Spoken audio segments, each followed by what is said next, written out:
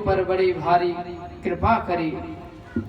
और मेरे गोविंद ने बताना चाहा कि मुझे वस्त्र आभूषण ये सब कुछ नहीं चाहिए, मुझे तो केवल व्यक्ति का भाव चाहिए। भाव है, भाव बिन सुनी पुकारे में कभी सुनता नहीं, और भाव से एक पुष्प भी दे तो मुझे स्वीकार है। अन्न धन और वस्त्र भूषण कुछ न मुझको चाहिए, आप हो जाए मेरा बस यही मेरा सत्कार है। और बांध लेते भक्त मुझको प्रेम की जंजीर में, इसलिए इस भूमि पर होता मेरा अवतार है। क्योंकि भगवान तो केवल भाव की जंजीर में बन सकते हैं, प्रेम की जंजीर में बन सकते हैं, इन लोहों की सांकरों में हैं, बड़े बड़े रस्साओं में बंधने वाली नहीं है। बंध जाए तो केवल प्रेम की डोरी के एक धागे से बंध जाते हैं। बोलो जय श्री कृष्ण। जिस प्रकार से द्रौपदी ने एक छोटी सी चीर बांधी थी, भगवान ने कह दिया समय आया तो तेरा ऋण जरूर उतारूंगा, और समय आने पर छोटी सी चीर के बदले पूरी साड़ी के गोदाम ही खोल डाले मेरे प्रभु ने। खींचने वाला बेहोश हो गया, लेकिन खींच नहीं पाया, क्योंकि जब परमात्मा देते हैं तो हजारों हाथों से देते हैं। बोलो जय श्री कृष्ण। इस प्रकार से मेरे गोविंद विदुर जी के ऊपर बड़ा भारी अनुग्रह करके कृपा करके चले गए, क्योंकि मेरे गोविंद तो कृपा साध्य हैं, न जाने कौन से गुण पर दयानिधि रीझ जाते हैं। और एक बार फिर उद्धव जी महाराज विदुर जी से भेंट हुई। उद्धव जी ने विदुर जी ने उद्धव जी से पूछा, हे उद्धव, ये बताओ उस महाभारत के युद्ध का क्या हुआ? उद्धव जी बोले, विदुर तुम्हें कुछ नहीं मालूम? बोले नहीं। बोले सुनो, महाभारत का युद्ध पूरा हो गया। अच्छा, कौन जीता? बोले पांडव। बोले बड़ी खुशी की बात है। और बोले पांडव लोग जीतने के बाद, राज्य का उपभोग करने के बाद मेरे गोविंद और पांडव सब के सब अपने अपने धाम को चले गए। विदुर जी बड़े दुखी हो गए। बोले हम पद यात्रा करते रहे, तीर्थ यात्रा करते रहे, और मेरे गोविंद अपने धाम को चले गए। विदुर जी ने उद्धव जी से पूछा, हे उद्धव, तुम तो गोविंद के परम मित्र थे, हैं, अंतरंग सखा थे, तुम गोविंद के बिना कैसे रह रहे हो भैया? तुम्हारा मन नहीं किया गोविंद के साथ जाने का? उद्धव जी बोले, मन तो मेरा भी किया था, लेकिन गोविंद ने मुझे उपदेश दिया और कहा कि भाई तुम्हें संसार में ही रहना है। अच्छा भैया उद्धव, तुम्हें क्या उपदेश दिया गोविंद ने? उद्धव जी कहते, हे विदुर, मैं तुम्हें ये तो नहीं बता सकता, लेकिन जिस समय मुझे प्रभु उपदेश दे रहे थे, उस समय महात्मा मैत्रेय मेरे पास खड़े हुए थे, तो मेरे गोविंद ने कहा था, जब मेरा विदुर आए छटपटाता हुआ, उस समय मेरा ये दिव्य ज्ञान मेरे परम भक्त विदुर को प्रदान कर देना। विदुर जी बोले, उद्धव तुम बड़े धन्य हो, तुम्हें परमात्मा ने मित्र का दर्जा दिया। उद्धव जी बोले, विदुर धन्य मैं नहीं, धन्य तो आप हो। अरे जिसको मेरा गोविंद अंतिम समय मरते समय याद किया, मेरे गोविंद कह रहे थे मुझे अपने विदुर की बहुत याद आ रही है। अरे मैं तो गोविंद के साथ रहा, लेकिन तुम तो गोविंद के दिल में रहे। गोविंद ने मरते समय तुम्हें याद किया, अंतिम समय। विदुर जी को इस बात की खुशी है कि मुझे प्रभु ने याद किया, लेकिन इस बात का दुख भी है कि गोविंद हम सबको छोड़ करके चले गए अपने धाम को। और श्री विदुर जी महाराज ढूंढते ढूंढते मैत्रेय मुनि के पास जा पहुंचे, और मैत्रेय मुनि ने खड़े होकर के आदर किया, आओ महात्मा विदुर, आओ तुम्हारा स्वागत है, मैं तुम्हारी ही प्रतीक्षा कर रहा था, प्रभु ने मुझे बड़ा भारी दायित्व सौंपा है, आओ। और अपने सिंहासन पर विदुर जी महाराज को बिठाया, अपने आसन पर, क्योंकि जाति पात पूछे नहीं कोई, हरि का भजय सो हरि का होई। यद्यपि मैत्रेय मुनि ब्राह्मण पुत्र हैं और विदुर जी दासी के पुत्र हैं, फिर भी क्योंकि हरि का भजन करने वाले हैं, परमात्मा का भजन करने वाले की जाति कोई भी क्यों ना हो, फिर भी वह पूजनीय हो जाता है। और अपने आसन पर बिठाया और कहा, बताओ महात्मा विदुर, मैं तुम्हारी क्या सेवा कर सकता हूँ। और महात्मा विदुर तो बड़े संतप्त थे, बड़े दुखी थे। महात्मा विदुर जी कहते हैं, हे मैत्रेय मुनि, आप कृपा करके बताएं कि प्रभु इस संसार की रचना क्यों करते हैं। अगर परमात्मा इस संसार की रचना करते हैं तो फिर एक जैसी क्यों नहीं करते हैं। किसी को इतना काला बना देते हैं कि वो बेचारा अपना मुंह छुपा करके घूमता है, और किसी को इतना गोरा बना देते हैं कि वो अभिमान करके चलता है। कोई दिन भर पलस्तर रगड़ता है कि हम गोरे हो जाएं, तो कोई सीना चौड़ा करके चलता है। मैत्रेय मुनि कहते हैं, हे विदुर, परमात्मा सृष्टि एक जैसी इसलिए नहीं बनाते क्योंकि देखो, परमात्मा के पास कमाल का विषय यह है, दुनिया बनाने वाले क्या तेरे मन में समाई, तूने काहे को दुनिया बनाई है। देखो मोर के अंदर कितने सुंदर सुंदर रंग भर दिए, देखो बड़ा सुंदर कलाकारी कर दी, क्या कोई हाथ से बना सकता है। परमात्मा ने इतनी सुंदर सृष्टि को बनाया। आपको इस संसार में कम से कम पूरे विश्व में 7-7.5 अरब लोग तो होंगे ही, क्योंकि 1.5 अरब के आसपास तो हिंदुस्तान में है। फिर भी आपको एक जैसे चेहरे के 2 लोग दिखाई नहीं पड़ेंगे, अंतर जरूर होगा कुछ ना कुछ। तो परमात्मा के पास इस प्रकार की डाई है। अगर मैं आपसे कहूं कि 1 का नंबर आप 10 जगह लिखो, आप अलग अलग वैरायटी में नहीं लिख पाओगे। परमात्मा ने इतने मॉडल बनाए और सभी के सभी अलग अलग बना डाले। बोलो जय श्री कृष्णा। तो ये परमात्मा की रचना दिव्य है, और जिसने इस संसार को बनाया, जो दुनिया इतनी सुंदर बनाई है, तो वो स्वयं कितना सुंदर होगा। सुंदरे किम न सुंदरम, उसकी सुंदरता का वर्णन शब्दों में नहीं किया जा सकता।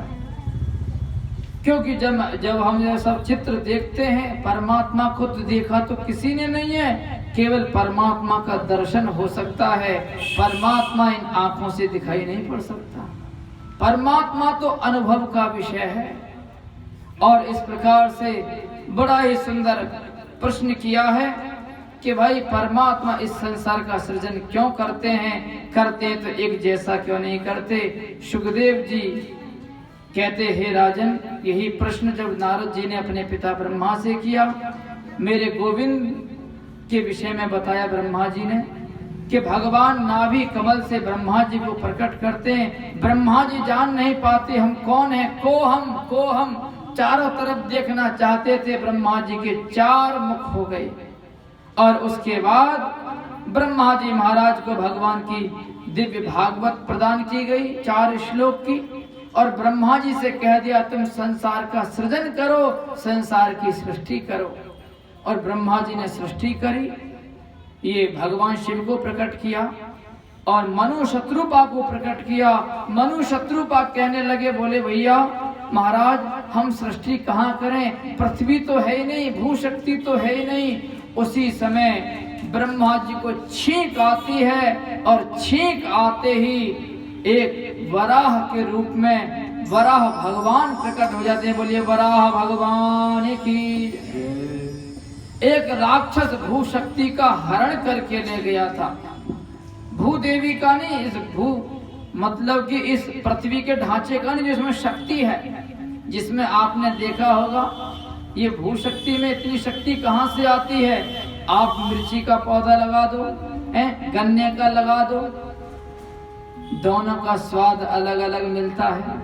अब ये तो है नहीं है कि मिर्ची के पौधे में आप जो है मिर्च डालते हो या कुछ कड़वी चीज डालते हो, या गन्ने के पौधे में शक्कर डाल देते हो, लेकिन मिठास कहाँ से आती। जो शक्ति थी वो भू शक्ति, उसका हरण करके एक राक्षस ले गया था।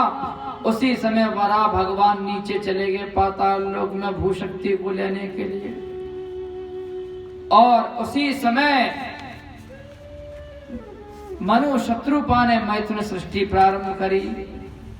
और महाराज इनके 2 पुत्र हुए हैं, प्रियव्रत और उत्तानपाद।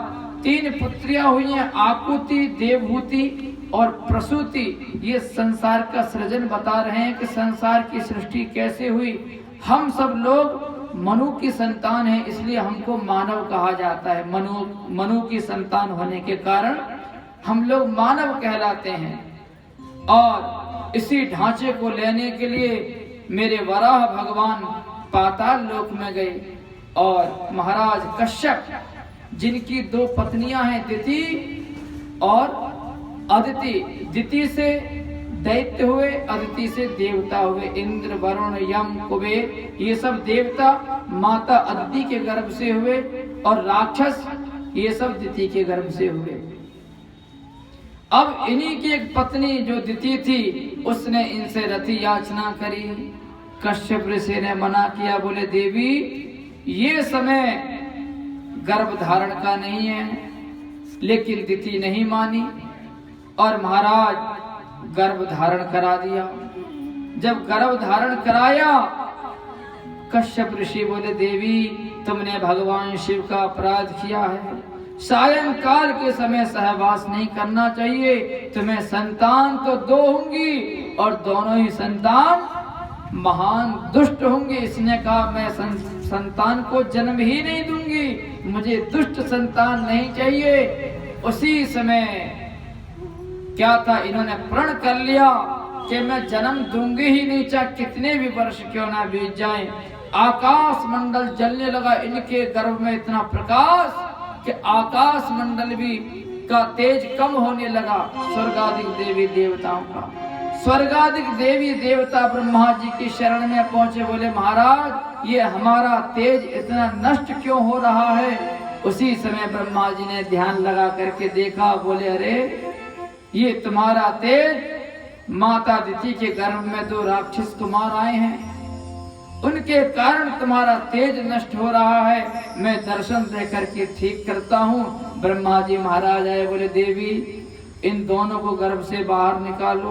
बोले नहीं महाराज, बोले ये दुष्ट निकलेंगे, इसलिए मैं गर्भ से बाहर नहीं निकाल सकती। ब्रह्मा जी ने आशीर्वाद दिया, बोले तुम्हारा पौत्र भगवान का परम भक्त होगा, हमारा आशीर्वाद है जो तुम्हारे वंश को तार देगा, इसको जन्म दो। इनसे देवताओं का तेज भी नष्ट हो रहा है। उसी समय माता दिति ने गर्भ बाहर निकाला और दोनों बच्चों का जन्म हुआ, दोनों का नामकरण हुआ। एक का नाम हिरण्याक्ष रखा, एक का नाम हिरण्यकश्यपु। अब दिनों दिन इस तरह बढ़ने लगे, जिस प्रकार से शुक्ल पक्ष का चंद्रमा बढ़ता चला जाता है। आज जो वस्त्र पहनते हैं, कल वह वस्त्र छोटे पड़ जाते हैं। अब तो एक दिन हिरण्याक्ष बोला बड़े भैया हिरण्यकश्यपु से, बोले भैया मेरी बाजुओं में खुजली बहुत जोर से मार रहे, लड़ने का मन कर रहा है। हिरण्यकश्यपु बोला एक काम कर, स्वर्ग लोक में चला जा। अब इसने स्वर्ग लोक में जैसी चढ़ाई करी कि देवता लोग स्वर्ग खाली करके भाग गए। अब तो क्या था, नीचे उतरने लगा। वरुण देवता मिल गए, बोले हमारे साथ लड़ाई कर। बोले भैया अब हम पर बुढ़ापा है, तेरी जवानी है, अरे हम तो तुझे आशीर्वाद देते हैं, परमात्मा तेरा मनोरथ पूर्ण कर दे। उसी समय इसने जो है नारद जी को पकड़ लिया, बोले नारद ये कोरा नारायण नारायण रटना आता, कुछ लड़ना भिड़ना भी आता। नारद जी बोले श्री कृष्ण गोविंद हरे मुरारी, हे नाथ नारायण वासुदेवा। सुन भैया लड़ना तो हमको आवे ना है, लेकिन लड़ाना भिड़ाने को अच्छा अभ्यास है। बता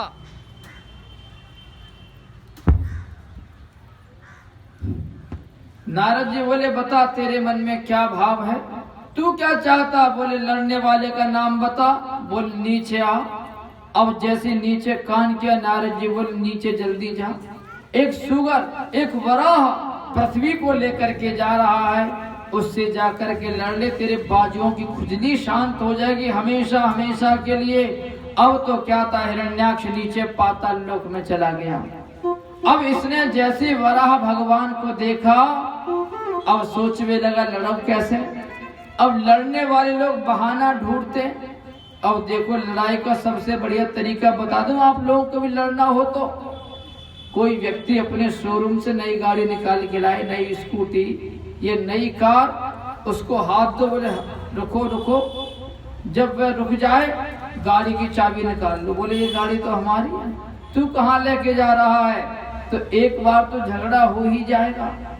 अब यही प्रश्न इस हिरण्याक्ष ने कर दिया, बोले ए जंगली सुअर, इस पृथ्वी को लेकर के कहाँ जा रहा है, ये पृथ्वी तो हमारी है। उसी समय वराह भगवान ने सोचा भौंक रहा, इसको भौंकने दो। अब तो भगवान बोले अरे सत्यम विधातम निजभृत्य भाषितम, सत्यम वयम वो वन गोचरा मृगा युष्मद् विधान मृग ये ग्राम सिंहान। अरे ग्राम सिंह, हम पर तुम जैसे के भौंकने से कोई फर्क नहीं पड़ता है। अब तो इसने सोचा मुझे ग्राम सिंह बोल रहा है, हैं? ग्राम सिंह जानते हो किसको कहते हैं? कुत्ता को, जो अपने घर में तो शेर की तरह रहता है और जहां दूसरे मोहल्ले से निकलना पड़ जाए कि तुरंत पूंछ दबा करके भागता है।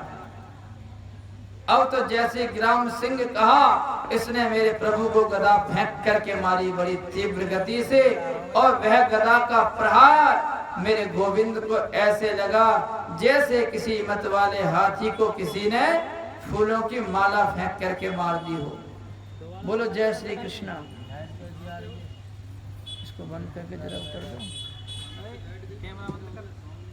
अपनी बात डालूंगा, कल यहाँ से कनेक्ट कर देंगे,